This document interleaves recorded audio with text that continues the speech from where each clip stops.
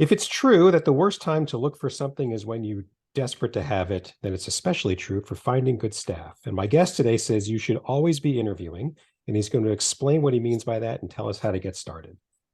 I'm Carl White, principal at Mark Advisory Group, which is a healthcare marketing agency, and I'm also the host of Practice Care. The mission for both is the same, and that's to help private practice owners stay private. Not only is that what they usually want, but care is better when the provider owns the practice because that's when they're going to have the most freedom to make the clinical decisions they think are best. It's just different when somebody else owns the practice. Sometimes, usually, their agenda can creep in. Nobody ever gets hurt, but it's certainly more for the provider to think about. Let's just see if we can keep them private and as owners and just do away with all that to begin with. My guest today is Amit Gaglani. Amit is the CEO and founder of AG Management Consulting. Before that, he founded, scaled, and then partnered Aero Physical Therapy with Alliance Physical Therapy Partners, which is a private equity-backed company. Amit exited Alliance after significant entity growth and then moved on to invest in real estate syndications and commercial real estate along the way for the next little over 10 years. He learned some hard lessons and then followed a stricter due diligence model, which he learned from uber millionaires and billionaire investors. And now he helps physical therapy practice owners grow their business, real estate syndication companies with their investor relations, and business coaching clients looking to achieve higher goals. My God, you've got a lot going on. Amit, thank you for coming on Practice Care. Thank you, Carl. Great to be Yeah, here. it's good to see you. And let's start where I start with every guest. You've got kind of a long and windy road career path from Yeah. physical therapy to physical therapy practice owner to commercial real estate. Help us make sense of all this and get to know you a bit better. Yeah, so I was trained as a physical therapist, and all I really honestly wanted to do was just treat patients better. So I went and got some advanced training and became a board certified specialist in orthopedics. And then one of my patients, excuse me, a long time ago, said, "Why don't you read Rich Dad Poor Dad?" That started me on the whole entrepreneurial journey. Like, hey, I want to do this for myself. So I Mhm. started opening clinics. Quickly realized I didn't know anything when it came to business, and I needed to learn about business. I Mhm. found a company that was going to literally teach me what I need to know to apply into my physical therapy company from day one, as opposed to getting an MBA and getting theoretical knowledge. This company would literally take me and say, okay, well, let's start with this. And then I would hiring and team building. I would take a course, I would go back into my practice and put it into play and then come back and take another course. So over 5 years, I really just got every segment of my company kind of covered. And it just gave me a better roadmap of how do I want to grow my company. Okay. And then you left physical therapy kind of sort of altogether, right? So I kept building my company to around 2017 is when I realized, well, actually before that, that the writing was on the wall. The hospital systems were getting very big and they were starting to buy out a lot of the primary care doctors' offices and then telling the primary care, hey, you have to refer all your patients to the hospital. Yeah. So I said, yeah, I could fight the fight. Insurances are not reimbursing us. They're not negotiating with us because we're too small. Mm, The cost of health insurance was getting higher and higher for myself and my employees. And right. I said, I could fight the fight, but that just means I'm putting in more and more and more hours. But how do I 10x this intelligently? And I sought to partner with private equity.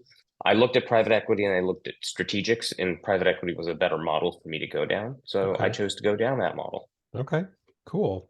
Um, and so we're here talking about interviewing, finding good staff, um, which you faced and we all face. And let's just Absolutely. get into it. Yeah. So the best time to interview is when you don't need staff. Why is that? Let's start Yeah. there. So Before we one get to one of the the how, the first why. Yeah. first thing that I learned is that you always have to be looking. And like you said, why do you always have to be looking? Because you never know when one of your staff members that you think is a rock star decides that the next day he had him or her had a life-changing event and all of a sudden wants to quit. What do you do? Now you're going to start looking for somebody, and then Mhm. you feel like you're behind the eight ball. Not only from a negotiating point, you can't really negotiate with somebody when you're desperate and you need to get somebody back in there, and Yeah. then your production or whatever your income level starts to drop down because if that person leaves. So Mhm. if you have a constant pool of people to choose from, you're never at that loss. Not only that, but your existing employees, when they see that you're constantly hiring, they realize, wow, my job to me is really important because the owner could literally has so many applicants constantly coming in, Mhm. that want this job. So I better make sure that I'm paying attention too. So it keeps everybody else on, I don't want to I say on edge, but it keeps them on their toes too. And you have applicants to pull from at any time that you need to. Right. It's kind of like I was preparing for this. I was thinking of it as, you just think of it as you've got a really, really strong finger on the pulse of those who Yeah. are out there. Um, and so let's get into it. So the broad question is, when you don't need staff, what, broadly speaking, what does good interviewing look like? Like, paint us that Yeah. picture.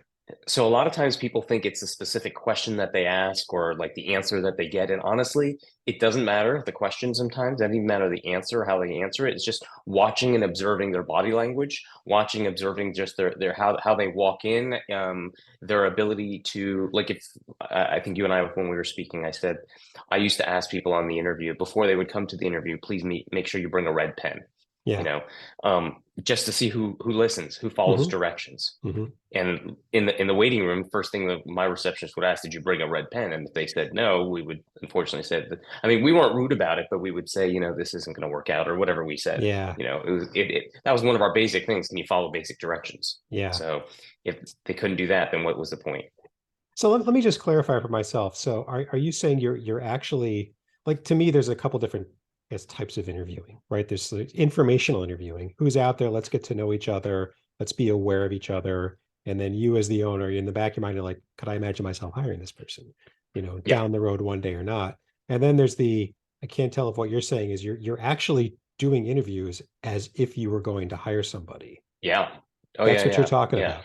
We're Even if you actually don't need interviewing as somebody. a even if you don't need somebody. The thing is, you don't know when you may need them. Excuse me. Hmm. So we would interview people. We would ask them generalized questions. Like, what do you think about a production-based system that rewards you on your individual efforts as opposed to, just a flat salary? In other words, you make them think. Like, well, what Hmm. does he exactly mean by that? Like, and you kind of see that, and then you wait for the response. They don't even ask for a clarifying question, or they don't even answer the question at all. You kind of get a certain idea. But you're Hmm. asking a bunch of questions, right? Hmm. And your interview is not long. It's never over 30 minutes. It's well under that. And sometimes, honestly, it could be 10 minutes if you know right away that this person, Yeah. I had a person show up in sweatpants and thought that that was acceptable. Oh my God, I've got a client with stories like that. It's like, really? Yeah. Yes. So then you automatically know who the client pool that you're talking to, and what, so you're like, okay, well, I got to make sure I streamline this process. Yeah. All right. So I'm getting, just to keep clarifying. So do you put out there, we are hiring, and you see who comes Yeah, in, yeah, even if yes. you're not, like, are you, or you don't really In have a job any where so in my company, we were growing at 20 to 30% a year.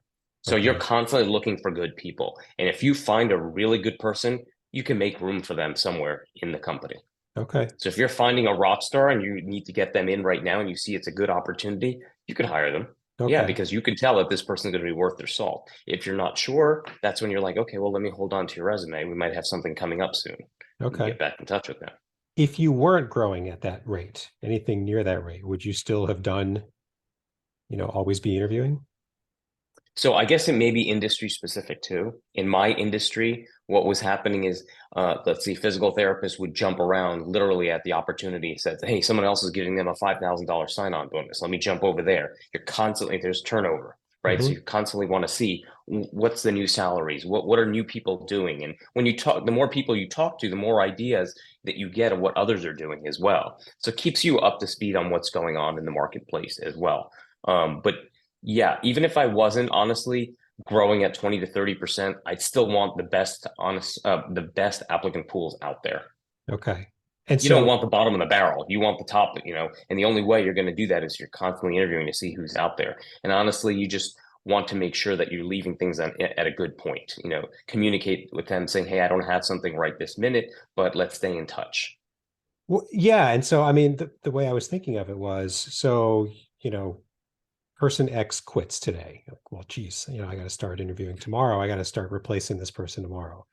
Really, the applicant pool that you're going to get to choose from is whoever's available, right? And whoever Yeah. self-selects and watches Indeed or whatever, even though, there's varying opinions about any place where you might go hunt for candidates.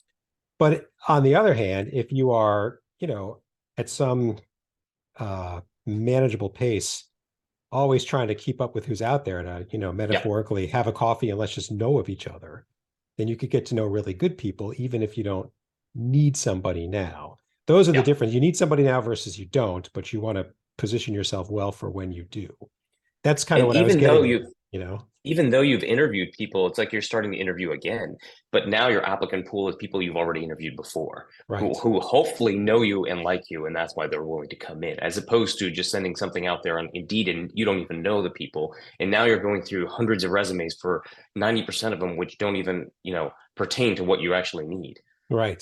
The Right. people And now that and you're talking to are exactly what you need. correct. And times, I guess time's still, it's a bit more on your side because you've done this legwork. Yeah, you're at least a couple steps ahead, right? Because, any person that's looking for a job might already have found something, but they might have to, take 3 weeks off from the other job, or tell them, or give notice. I mean, Yeah. Yeah. I was viewing it as, networking versus hiring, I guess. that's You a good know, point. Yeah, you it's like know, networking. yeah. So is that kind of what you're talking about? Yeah, yeah. Okay. Just trying to get ahead of the curve, really. Mhm. Like I said, if you put something on Indeed, and I used to do that all the time, I would say very specifically what I'm looking for. And then you're looking at these resumes and they're like, this is not even what I asked for. And I'm getting all these, but I still got to look at it to realize this isn't what I needed. Yeah. So at least this time around, when you're looking at your applicants, you're looking at only the ones you've already spoke to. So you're just So that streamlining that step. so you've got the sweatpants example. Are there any other examples of just I don't know, horrible, like you knew right away this isn't going Oh, to there's happen. people who don't show up with the red pen and get very upset that that hey, yeah, I didn't think it was very important to bring and this and that, so I chose not to bring it. Okay, but why people get upset about it? There's some just odd birds out there that just and Yeah. obviously the world is made up of all different people, but Yeah. yeah, just odd stories like that where you're talking to somebody and they're not looking you in the eyes or looking all over the place, and you're like, well, Hmm. this is not going to be the best candidate to have. Or Yeah. somebody who just listens and says, okay, well, how much are you offering me? I said, we haven't even talked about the position yet. So just some odd things that people Yeah. do, Yeah. and you're like, okay, now I But know why it you're looking. But yeah, but if you've got an open position, you have to sift through all this stuff, right? And every one of those is time that you that's don't right, have which with a takes good time. person. Yeah. So, so I would allocate a certain amount of hours each week just to interview people on Yeah. my schedule. What Yeah, would you like allocate? because I had how many hours? Yeah, Just a few about. hours a week. Just a Okay. few hours a week of just interviewing some of the resumes that I came in. I would try to set them up and say, on a weekly basis, I want to interview a couple different candidates. Otherwise, that way, if I'm doing it consistently like that, then it's just more routine. Right. And I wonder if that's part of what stops people from starting this. Nobody could argue that getting ahead of a problem is a good idea. Like, oh, when do I have the time? This, that, an hour, hour and a half, a Yes, few hours a month, keep your finger on the pulse. that's all Um, it was. Because and when anything you, more than that would be just unrealistic. It was just like, who's going to do 5 hours a week? Like that's not. I it's can not use that time to do something else. right. And for the candidates that you had that you liked, but there wasn't a place for them, what would you do with them? How would you stay in touch? How would you stay in touch? If you say, boy, I'd like to hire that person. We just truly, I know you could find a place, but you said you could, but for others that couldn't, what would you know, Unfortunately, the truth is they would sit in a pile, and then I probably just never got to them. I'll be yeah. honest. Yeah, Okay. that's the truth because you just get so busy doing some other things, and you're like, okay, I got this pile. Then you look back 3, 4 years later, and you're like, okay, this pile, this list of people is getting old now. I need to kind of reach out to them to see if they're even available anymore. Then you look Yeah. at their email, and it's their wherever they went to school, their school email. And you're like, oh wow, they graduated a while ago. They probably don't even use this email anymore. Okay. So you didn't really follow up with people? I did certain people right away, depending on what was going on in my office, to be honest with you. Okay. With certain things, if we were like going through a lot of growth, then I'm following all the time. As things started changing dynamically, and if I didn't follow up as much, then I started noticing that it would just pile up on me. Okay. Okay. So if It's like somebody with went, anything, everything's a good strategy until all of a sudden something comes from left field and throws you off. And then all of a sudden you're like, oh, I used to work out, but that was like how many weeks ago? And then I stopped working out. I got to get back into it again. right, One of those right, things. right. So when we were talking before the interview, you were saying, Indeed, not great. The sort of standard online place is not great.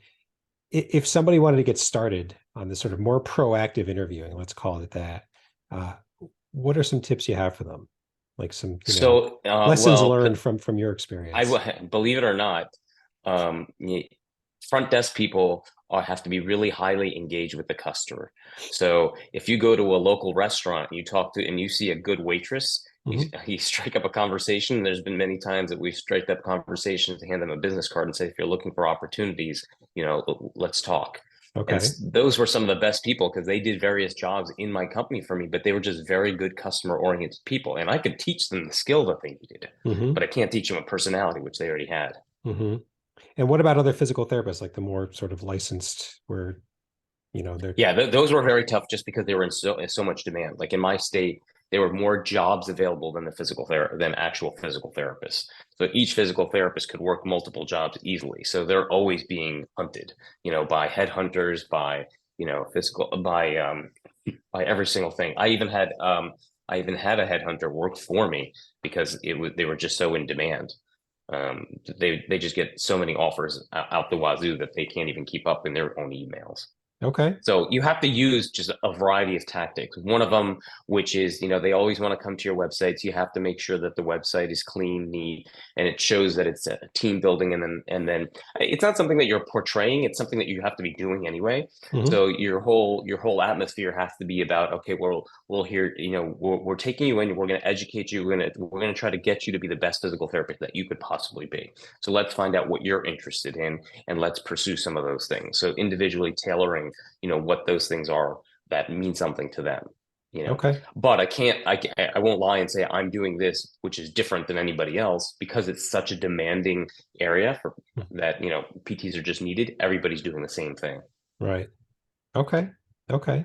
Um, so a couple of wrap-up questions. It sounded like Sure. you were gonna. No, go ahead. You were gonna say I, something. I was going to say this is what we've been seeing normally in healthcare too. There's just a lack of people, and that's professional staff, and now lately it's non-professional staff, front desk people, assistants, and things like that. Just there just seems to be like I don't know where everybody's hiding, but just seems to be not enough people.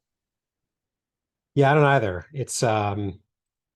So we're recording this in, towards the end of 2023. A couple of years ago, it was if you had a Yeah, pulse, you could make a signing bonus. That seems to have changed a little bit, although, the unemployment rate is still historically low.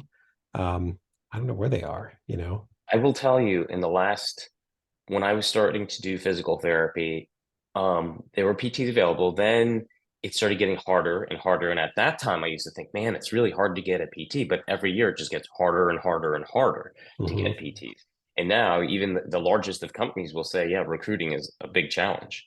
They have multiple full-time recruiters offering crazy amounts of sign-on bonuses, just whatever they can to try to get people in, and Hmm. then they do whatever they can to try to, keep people.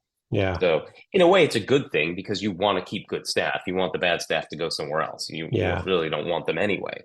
But it Yeah. just becomes a challenge, and yeah, and it's across multiple industries, not just this one. It's true. It's true. A client of mine is a pediatric speech therapist, and holy cow. I mean, part of what exacerbated that is that the COVID year, they didn't graduate. They just sort of just wait, for COVID to slow down. Uh, And that pushed everything off by like either a year or a semester. I forget which, but it rocked the entire industry because this pool of graduates that was never came. So, yeah, they were all fighting for what's left. And holy cow, um, I wonder if they couldn't have been the only one. So, I mean, all the more yeah, reason to, have your finger on the pulse of who's out there um, yeah, when you don't need them. And I like the idea of, what you said was customer service is a big trait of the front desk. So anybody who seems like they've got good customer service instincts, teach them your front desk, but you're right. Can't teach them to care. I mean, to a point, you know. yeah, yeah. No, that's true. With physical therapists, that's why they go to school, so they better be caring. So that's not something you're teaching them anyway. Yeah. So, Right, uh, but like the front desk or, somebody else correct. who's not. Yeah, absolutely. Okay. Um, is there anything you think I should have asked you but just didn't ask you? We kind of stayed high So, level here, so but Well, I guess from the business standpoint, while I was growing my business, I was always interested in real estate as well. So you had initially asked me, how did I even do the whole real estate thing? So I like the idea of of real estate just because the wealthiest people in the country always bought real estate and then they just sat on it or they rented it out or whatever they did. They had a portfolio of it. So somehow, some way, I wanted to get involved in it. And for me, I didn't want somebody calling me up saying something was broken and hey, help me fix it while I was trying to build my company. So I started getting involved in syndications, which somebody can look up syndications, Wait, but it hey, allows you Amit, to be. I gotta stop you. I'm just gonna pause this. So Amit, in the interest of kind of, wrapping up the interview, we're all about bite-sized advice here on practice care. Um, is there anything you think I should have asked you, but I just didn't think to ask you? Well, what I learned from my training in regards to always be hiring was that you should put together different interview questions for different types of candidates that you're looking for. Very simple things, and you're trying to observe how they're answering these questions, and are they looking you in the eyes? It's just these small little subtle things that you're observing, because the truth is the best that person is going to look is how they are on the interview. So if they can't do a good job while they're interviewing with you, the chances of you walking out or you leaving them alone in your company to run it or to be there in their position, they're not going to do a great job. So just understand you're getting the very best right in front of you now. So ask questions that are not yes or no answers, that are open-ended questions that make them think and make them think about the answer and put something together and articulate something. That would Yeah. be something I would tell anybody who's listening that would be a good advice. Okay. They should be talking more than you. Yeah, it's true. And it's so funny you say, I think your sweatpants example, this other client, a couple of other examples. And on top of everything you said, I think of what else that ought to be common sense isn't that I'm going to have to take time to tell this person? Like, do I really want to get involved? Yeah. Do I really want to go down that path? Yeah, you really don't want to hold somebody's hand through the whole job process. And forevermore, and have debates about whether sweatpants are, proper. As an example, I'm kind of beating that one. The other question is, all right, so we've caught a listener's attention. They're like, you know what, he's right. I should be doing this more often. I always wait till I actually have an opening, and it's painful every time. Sometimes people want to get started on something, but they're stuck at the starting line. They just don't know where to start. So, one or two super simple things that you could recommend they start doing to go down Yeah. the path of just always be interviewing. Yeah, honestly, we did talk about Indeed, and it's not really a bad place to start. Put something together on paper, get it out there. Don't wait till you have the perfect thing. Just start the process. You can tweak it as you go. Once you Mm, start realizing, hey, I'm not getting a great candidate from this thing. Okay, let me just change a couple sentences here and there. Just keep playing with it, but don't wait until you have the perfect thing in your mind. Just get started. that's awesome, right? Because it's so true. Usually, if it's something you haven't done very often or before, the chances you get it perfect the first time are practically zero. And so you got to test it out a few times and see what you get. That Yeah, makes a and lot of put a sense. little what is it called? What do they call it? Easter bunnies in the ad where it's Oh, just Easter something eggs. hidden Yeah. like Easter Yeah. eggs. That's what Yeah. it Yeah. is. Yeah. Yeah, like I used to bring a red pen, but you can do whatever you want to do just to see if they're paying attention. Yeah, I had a guest, it was about a year ago, and it was something similar, and she would just bury it deep in the job description to see did they really read to the end or something. Yeah, And yeah, perfect. I love it. because Um, you want somebody who can follow, who has some attention to detail if they're going to work for you. yes, and they're not going to assume they're going to read and gather data. Yeah, I love it. Um, cool. Well, thank you for coming on Practice Care. This is really helpful stuff. It's like I said at the beginning, I think it's obvious when you say it out loud, but it's not necessarily so obvious to implement. Um, I also like that you said, a couple hours a week, which hopefully is not onerous. You can kind of build a rhythm and get good at it and hopefully find some good people for when the time is right. So thank you very much for coming on Practice Care and helping us understand this. All right, you're welcome. Thank you. Yeah, and a couple of other points before we wrap up. First, I'm going to put the all the contact information that Amit gave for the show notes for the episode. Anybody who wants to contact him to learn more about it or talk more with him can do so. And then a couple of other points, like I said, first, if you've got some experience on the business side of private practice, whether you're a practice owner or you're someone like me or Amit who services private practice, and you want to tell the world about it, we want you to come on Practice Care so you can do just that. In the show notes for this episode and every episode is a link, a couple of questions. Tell us what's on your mind so we can get you scheduled as soon as possible. And finally, we do a new episode every week. The easiest and best way to stay up to date with them is to subscribe to Practice Care. We're on Apple, we're on Spotify, we're on Google, we're on Amazon, we're on YouTube. Subscribe to any one of them so that when new episodes drop, you can be notified and stay up to date. Thanks very much. And until next time.